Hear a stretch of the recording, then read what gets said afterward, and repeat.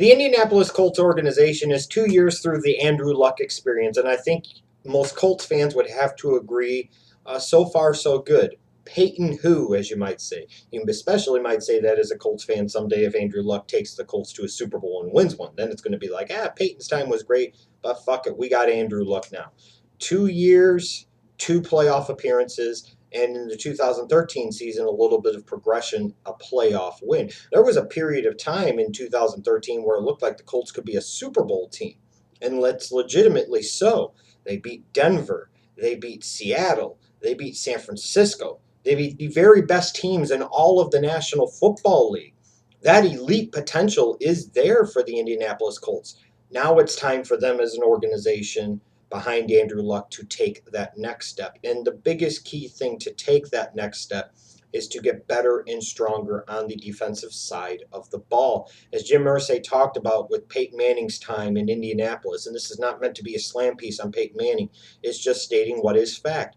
They were too much of a one-dimensional football team. Yes, he set all these great records, put up these tremendous numbers, and at the end of the day, they only have one ring to show for it. So you would hope now with another young franchise, potentially elite quarterback in Andrew Luck, that the Indianapolis Colts would learn their lesson from the past and understand that they need to be a more balanced, complete football team. Sure, they can gravitate towards the offensive side a little bit more because that's where your primary focus has to be with Andrew Luck. But if you want to prevent repeating the history of your organization, you must get more balance, and as a result, you must get stronger and more competent on the defensive side of the ball. They signed guys like Arthur Jones in free agency, which I thought was a great acquisition, somebody that can come in and be a contributor in their 3-4 defense. But I was looking to this 2014 NFL draft with the limited number of picks that the Colts had for them to be able to at least try and find a couple of guys that can provide some immediate help on the defensive side of the ball. And instead, the Colts kind of veered off into the opposite direction. If you look in the description box down below, only 5 picks, and the first 2 and 3 out of 5 total were spent on the offensive side of the ball. Now, you've heard me say in the past that when in doubt, gravitate to the identity of your franchise. And when you have a young franchise quarterback, when in doubt, it's hard to fault a team for continuing to strengthen that position of strength and to help out that franchise quarterback and protect that long-term investment. But here in the Indianapolis Colts' case, I thought it was better to protect that investment in this particular draft by focusing solely on defense, and they didn't do that. I really wasn't a fan of them taking Mewhort from Ohio State at the end of round number 2. Frankly, I thought there were better offensive linemen on the board at that point in time, guys like Billy Turner, guys like Dakota Dozier, guys like Travis Swanson, etc., etc. And you're taking a guy who played left tackle at Ohio State who's not going to play left tackle at the NFL level. You're taking him to play right tackle, play guard, probably more likely not kick him inside to left or right guard. Yes, you could sit there and say that you needed to better protect Andrew Luck, and I don't disagree. That was a priority. You had to be able to do that. But I'm just not sure at this point in time if that was the best pick for the Indianapolis Colts organization to make. In terms of the best pick that they probably had, from both in terms of a player fit and a value, would probably be Donte Moncrief, the wide receiver from Ole Miss. Now, is he going to make a whole lot of immediate impact in 2014?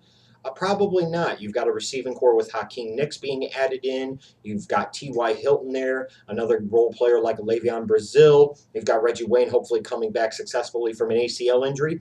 There's probably not going to be a lot of opportunities and a lot of balls and a lot of targets and a lot of playing time for Donte Moncrief in 2014. But long term, he looks like he could be a tremendous fit for Andrew Luck and the Indianapolis Colts, perhaps Reggie Wayne's long-term replacement, and like I said, a pretty good pick and a pretty good value at the end of round number 3. But in general, I don't really feel like the Colts got a lot of good value in this draft. I looked pretty much across the board, and I thought they reached just about everywhere with the exception of their 3rd-round pick. A lot of second-guessing to me for the Indianapolis Colts' draft, frankly. First off, you traded away a 1st-round pick in the Trent Richardson deal. They better really hope that Trent Richardson starts to play like a 1st-round pick in 2014. Otherwise, that's going to look like an unmitigated disaster that sets the organization back for a few years. Right now, it definitely doesn't look good, and it has to be factored into the grading of this draft for the Indianapolis Colts. You traded away a 1st-round pick for Trent Richardson.